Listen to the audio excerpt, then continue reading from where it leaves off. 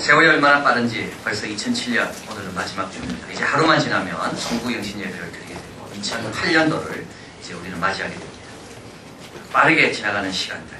사도 바울은 오늘 본문에서 벌써라고 표현합니다. 관제와 같이 벌써 붐이 되고 나의 떠날 기한이 가까워왔도다. 이 관제와 같이 붐이 된다는 말은 로마 당시 사람들은 식사를 하다가 식사가 다 끝나면 이제 식사가 끝났다는 의식 중에 하나가 바로 이 포도주 한 잔을 이 신들에게 붓는 의식이 있었다고 합니다. 그래서 이제 식사를 다 끝나고 집에 돌아갈 시간이 되면 이제 포도주 한 잔을 이제 땅바닥에 붓는 겁니다. 그러면 이제 돌아가는구나.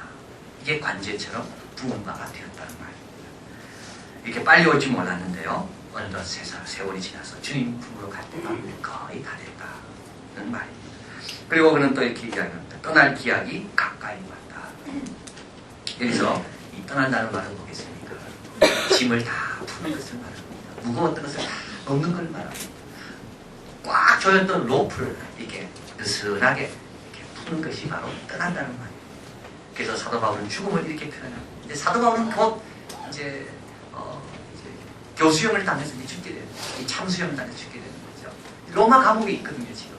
근데 지금 돌아가는 걸 보니까 이제 자기가 이제 이게 참수받을 이제 목이 잘려 죽을 그 시간이 이제 얼마 안 남은 것 같습니다. 그는 이렇게 이야기합니다. 내가 죽구나. 그게 아니라 내가 떠나가는구나. 어디로? 주님 품으로. 그래서 이 떠나간다는 말은 배가요. 한국에 도착해서 짐을 다 뿌린 다음에 모든 것을 다 사명을 감당하고 배가 이제 자기 원래 고향으로 원래 집으로 돌아오는 것이 바로 이게 떠나간다는 말이에요.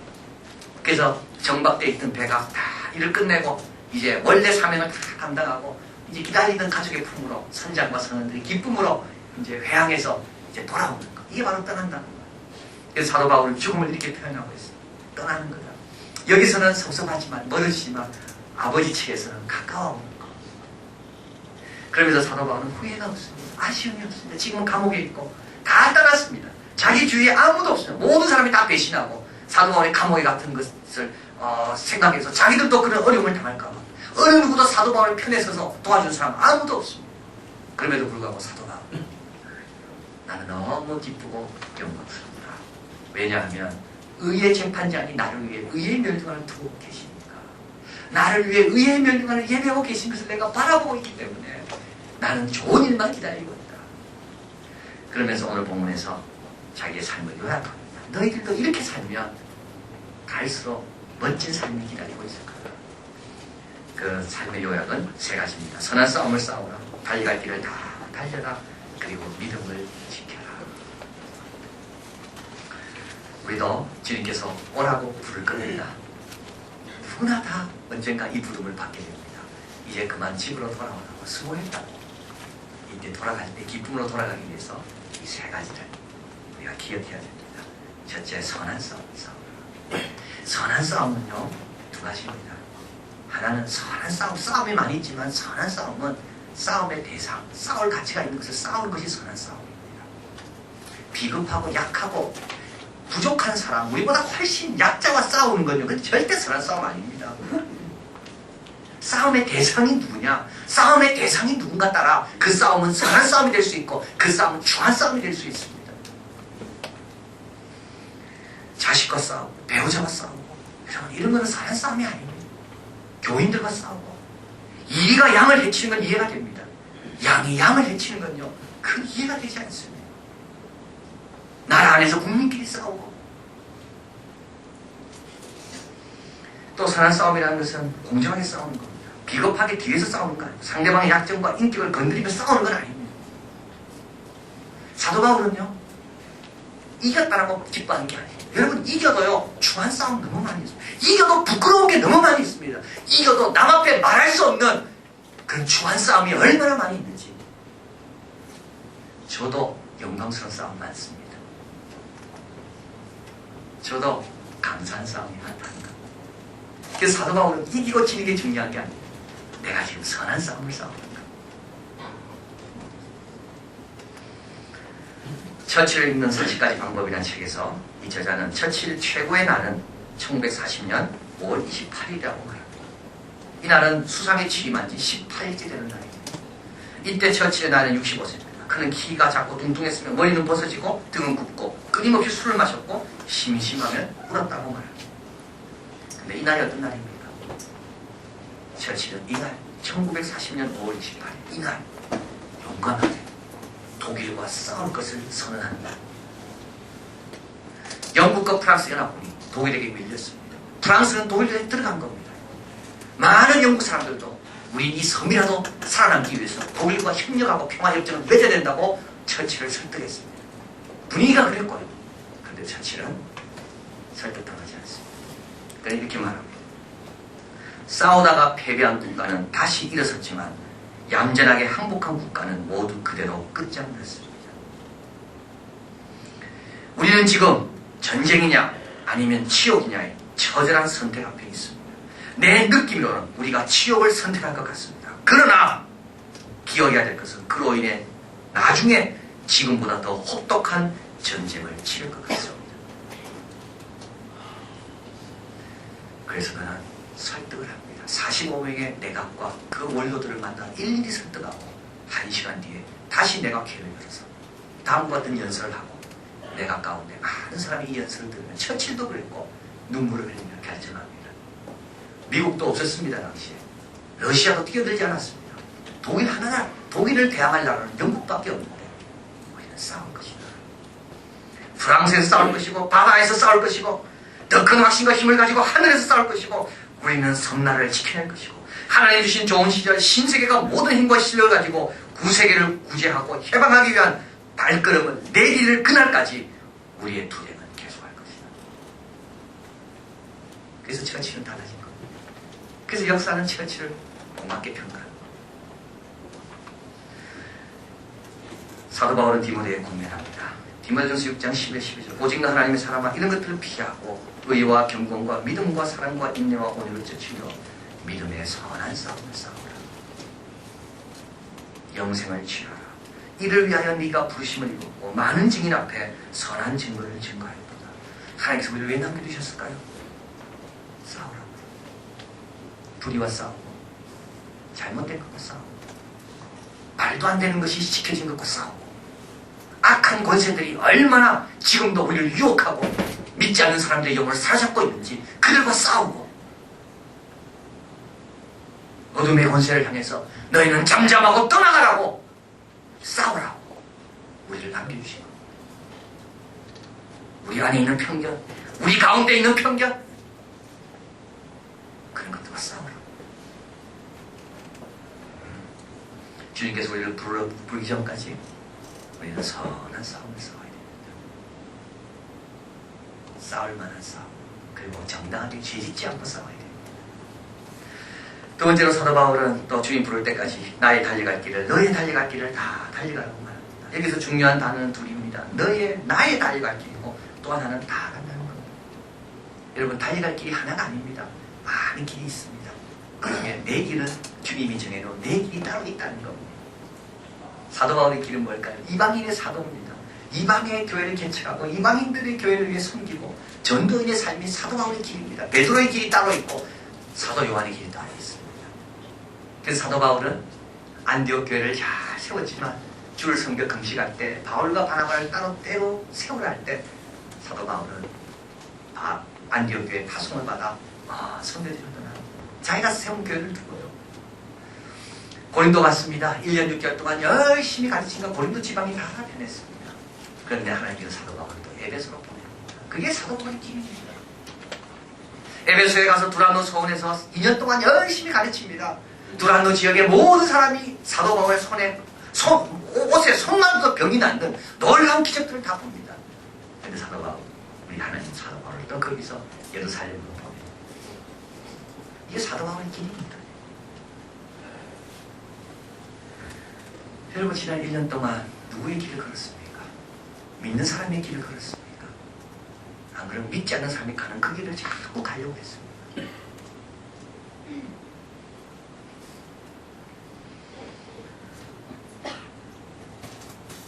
믿음의 가정으로서의 길을 갔습니까? 안 그러면 그냥 믿지 않는 사람의 가정과 똑같은 역할만 했습니까?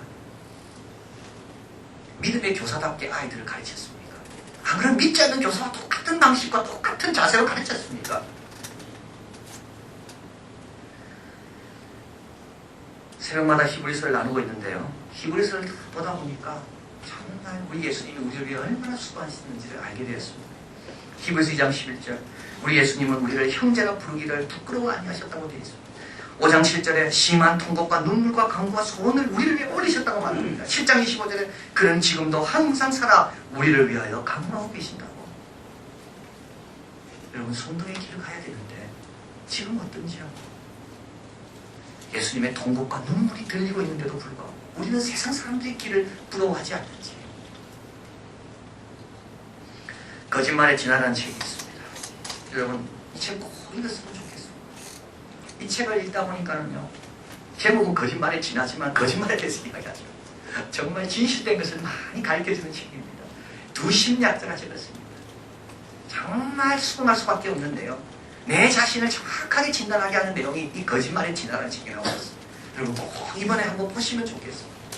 우리가 얼마나 이 자기 정당화의 덫에 빠져 있는지, 모든 범죄도 모든 죄도 다 이 자기 정당화 때문에 우리가 벗어나지 못한다는 것을 이 책은 말합니다. 이 책은 기독교 책은 아닙니다. 일반 심리학. 그러나 우리 기독교인들은 더 정확하게 예수님이 성경에서 말한 것을 정확하게 더 확실하게 하게 한 책이 바로 이 책. 자기 정당화. 이거는 뭐겠습니까? 자기가 잘못을 해놓고도 뉘우치지 않는 거. 잘못을 해놓고도 오히려 더 자기 정당화를 통해 이 행동이 옳았다고. 그래서 자기를 더 위안 삼고 자기의 더 의를 드러내게 하는 것이 자기 정당화입니다. 얼마나 무서운지. 남을 죽이고도 자기 정당화에 덫에 빠져있으면 죄책감을 안 느낍니다. 전쟁을 일으켜서 수많은 무고한 시민을 죽게 해도 자기 정당화에 빠지면 아무렇지도 않은 겁니다. 이 책은 말합니다. 왜 사람은 자기 정당화에 빠지는가? 언젠가 부조화 때문에. 부조화. 양심과 배운 것과 다른 일을 행할 때 부조화를 경험합니다. 부조화는 괴롭습니다. 그래서 사람은 어떻게 됩니까? 이 부조화를 극복하기 위해서 자기 정당화를 하고. 예를 들어 내가 아이를 때렸습니다. 폭력을 행한 거죠. 폭력은 내가 들은 거하고 다릅니다. 양심의 가치가 찾아옵니다. 이때 자기 정당화의 기제가 작동하기 시작합니다. 걔는 맞았어.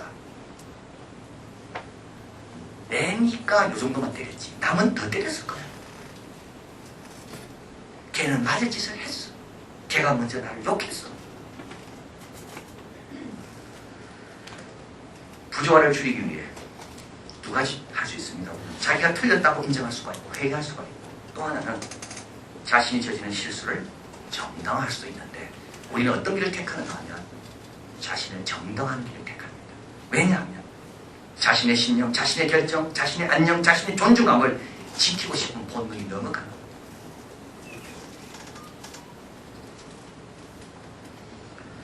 우리 예수 믿는 사람 조심해야 됩니다.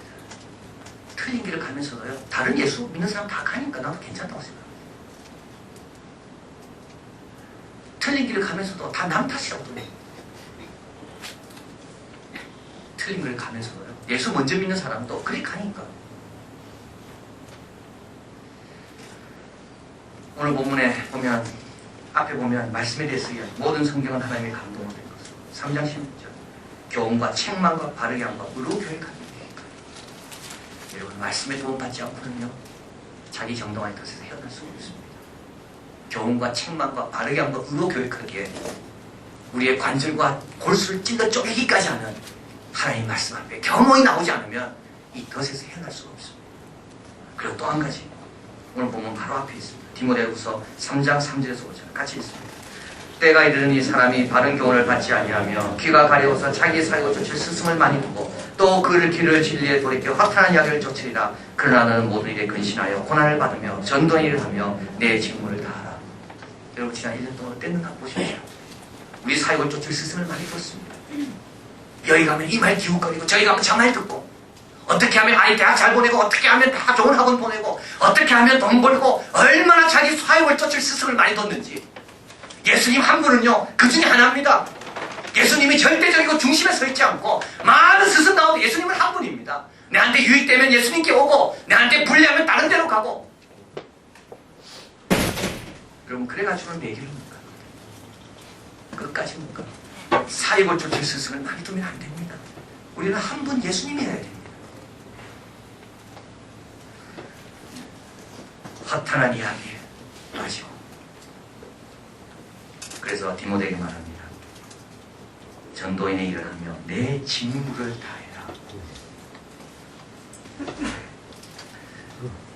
그래야 내 길을 갈 수가 있고 끝까지 갈 수가 있습니다. 마지막으로 또 한 가지 더 떠나기 전에 해야 될 것이 있습니다. 바로 믿음을 지키는 겁니다. 믿음을 지키는 것. 여러분 참 이것이 참으로 중요합니다. 믿음을 지키는 게. 이 세 가지는 항상 있을 것인데 그 중에 저희는 사랑이나 할 때 제일 먼저 나오는 게 뭐죠? 믿음이지요.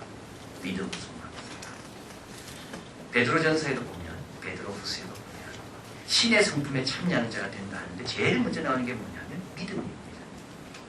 믿음의 덕을 더해지시고 지식의 절제를 제일 먼저 나오는 게 믿음입니다. 여러분 신앙생활에서 제일 핵심적이고 가장 기본적이고 근본적이고 그게 안 되면 딴 거 해결 안 되는 게 있는데 그게 믿음입니다. 왜 그럴까요? 우리는요 하나님과 동행하기 때문에 우리는 하나님과 동행하는 자이기 때문에 믿음 없이는 하나님과 동행할 수가 없습니다. 믿음 없이는 큰 하나님을 따라갈 수가 없습니다. 믿음 없이는 큰 하나님의 사역에 내가 순종할 수가 없습니다. 그건 믿는 수밖에 없습니다. 그래서 히브리서 11장에 믿음의 영웅들이 쫙 나오는데 그들의 특징을 한번 보십시오. 그들은 다 하나님과 동행했던 사람입니다. 동행하기 위해서 그들에게 뭐가 있었다고요? 믿음입니다.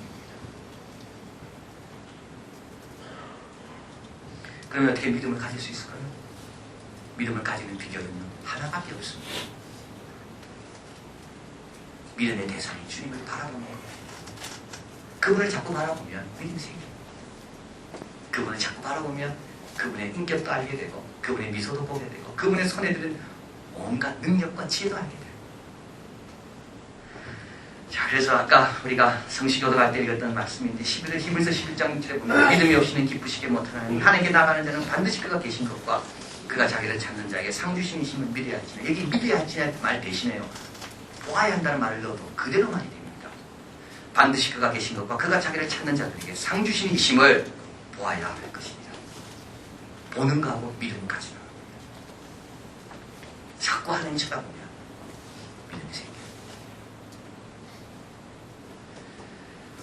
그래서 우리 예수님은 믿음을 가지라고 말씀할 뿐만 아니라 내가 너희와 세상 끝날까지 함께 있으리라 말씀하시고 히브리서 11장 믿음장을 다 말씀한 다음에 히브리서 12장에 믿음의 주요 온전케 하신 예수를 뭐하라고요? 바라보라. 그러면 믿음이 생깁니다. 그러면 주님과 동행할 수가 있는 겁니다. 그러나 끝까지 주님 놓지 않고 주님 원하는 그 계획과 주님이 생각을 따라 내 자신을 드리게 됩니다. 한 해가 지날 때마다 우리는 뉴스를 접하게 됩니다. 뉴스에 보통 이렇게 나오죠. 10대 뉴스 이렇게 나옵니다. 대한민국의 10가지 사건, 그래서 항상 10이라는 말이 나오는데요. 타임지에서도 이제 올해 10대 인물, 올해 10대 사건, 올해 10대 책, 이렇게 쭉 나오고 있습니다. 그러면서 이제 그 타임지 그 편집장이 이 10을 왜 쓰는가에 대해서 나름대로 자기가 10가지 이유를 또 들고 있는가. 왜 연말에 되면 꼭 이 10을 쓰는가. 10대 사건, 10대 사람, 이 10을 왜 쓰는가. 그 이유가 뭔가. 첫 번째, 10가지 이유 중에 첫 번째는 뭐냐면 하나님이 10계명을 주실 때 10을 사용하셨다는 거죠. 그래서 하나님도 숫자를 좋아하셔서 10을 주셨다는 거죠. 쫙 가다가 보면 맨 마지막에 진짜 이유가 있는데 그건 뭐냐면 사람들은 10을 읽고 나면 그 다음에 9도 읽고 싶고 8도 읽고 싶고 그래서 1까지 읽어간다는 거죠. 그래서 신문을 다 읽는다는 거죠. 그래서 이건 상술이 되는 거라. 신문을 다 읽게 하기 위해서 뭐를 쓰는가? 숫자를 쓰는 거예요. 자, 그러면서 이 책에 그 유명한 연예인들과 유명한 사람들이 입었던 티셔츠에 적혀진 글자 그 중에 제일 히트치는 10가지를 뽑아놨어요. 그 중에 첫 번째 제일 히트친 글자가 있는데 그 내용이 있는데 티셔츠예요. 그게 뭐냐? 마돈나가 입고 있던 티셔츠에 쓰여진 글자. 마돈나는 이런 글자가 쓰여진 티셔츠를 입었습니다.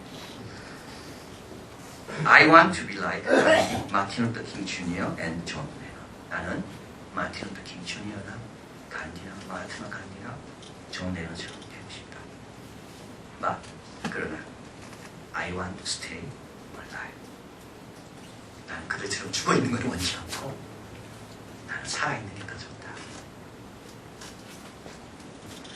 아직 때가 정박되어 있습니다. 우리에게는 아직도 기회가 있습니다. 사도 바울처럼 언젠가 주님 부를 때 아이고 이렇게 벌써 부릅니까? 그날이 언제 오십니까? 이제부터 선한 싸움 싸우시고 나의 길을 빨리 발견하시고 그리고 주님 열심히 바라봐서 믿음 지키고 찬양하며 주님 따라가는 우리 모두가 되기를 진심으로 바랍니다. 기도하겠습니다.